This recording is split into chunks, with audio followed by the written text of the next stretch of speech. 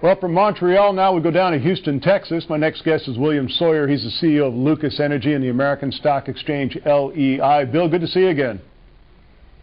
Good to talk to you, Don, and see you. How are you today? Well, I'm doing terrific, Bill. Thanks for asking. Now, of course, Lucas Energy describes itself as a domestic land-based oil and gas company which puts older wells which have been previously shut down back into production. Can you tell us about your business model? What we do is we take old wells that were abandoned during the 1990s when oil prices were $10 a barrel, and we go take the leases and the wells, put them back on production, and we look for underlying value. And we've been very successful at that. Bill, what were the primary reasons that these wells were shut down to begin with? Primarily the oil price. When it went to $10 a barrel, almost all the wells we deal with, it was not the production as much as it was the oil price, and people just wanted to get out of the business and get out of the low economics at the time.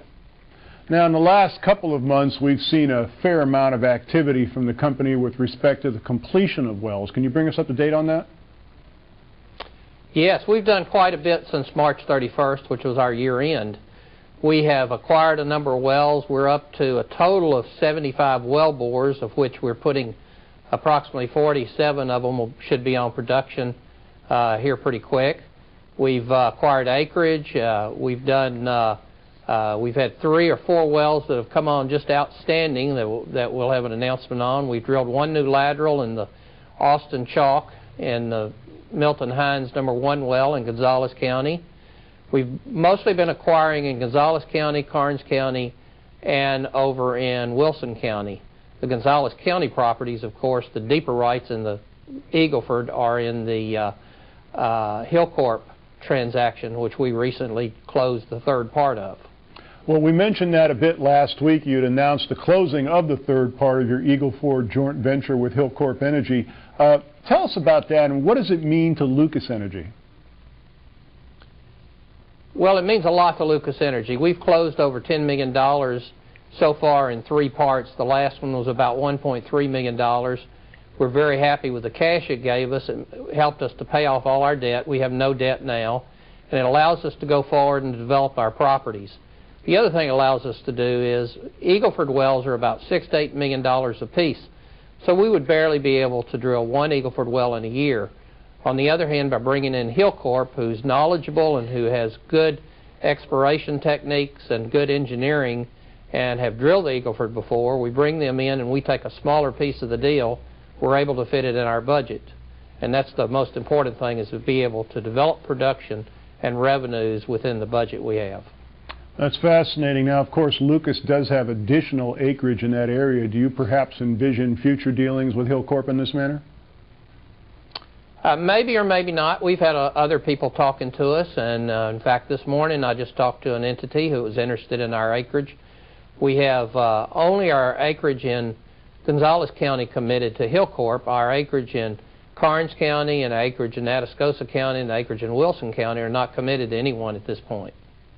Now, of course, with all the geopolitical turmoil that's affecting the oil industry, not to mention, of course, the disaster of the oil spill in the Gulf of Mexico, it's got to feel pretty good. Your company, you're land-based, you're domestically based. You don't have any of that problem. No, we don't. And being land-based is very important. One, because that's where our expertise is. You always want to go where your expertise is and stay within your own window. Second is that land-based has a lot less problems. When you have an oil spill offshore, the water takes the oil and spreads it widely over everything. Onshore, you can pretty well control any problems you have. Plus, it's just so much less costly onshore than it is offshore. You know, we're reinitiating coverage of your company this week. I think we've been following you for about a year, and we've seen a tremendous growth in your stock price. As CEO, that must be very satisfying. It is very satisfying. When I took over in January of '09 as the CEO, then we barely had a stock price of about 40 cents. Today we're well over $1.40. We're moving ahead. Our stock price has been as high as $3.39 during this period of time. We've had some drawback, but we expect to be moving forward, especially since our book value is fairly high. We have $1.39 book value plus Our adjusted book value for our reserves is well over $3. Now, Bill, when Lucas is looking at properties and potential wells to put back into production, what kind of criteria do your engineers look for? Well, we look for wells that have a good well bore, that there are no mechanical problems. You can't always find that, so sometimes you have to test it and see. But we look mostly for wells that were abandoned back when oil prices were low, wells that still produce, wells that still have some potential. We look for wells that are in trends that have long history. For instance, we started in the Austin Chalk trend, which is where we are now. That trend in the Pearsall field has over 50 years of production history, and the Giddings field has over 30 years of production history. So we know that it will continue to produce a long while, but we also look for the underlying value. We look for this Eagle Ford and the Buddha. Eagle Ford is the fastest growing trend there is and probably the hottest trend in 50 years. Again, the company is Lucas Energy. They're traded on the American Stock Exchange, stock symbols LEI. Now, Bill, we've seen a tremendous rise over the last several years in the price of oil. It's kind of leveled off now around $75. What are analysts saying about the future, and how do you think that's going to affect your company?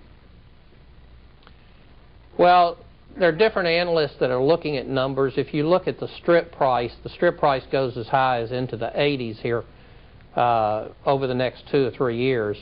We're looking at it to be in the 70 to 80 range as a good price for us. If it goes as low as 60, it's still a good price for us. We made profit at $30 a barrel at the wellhead, so that's not a problem as what the price is. It's how much profit you make.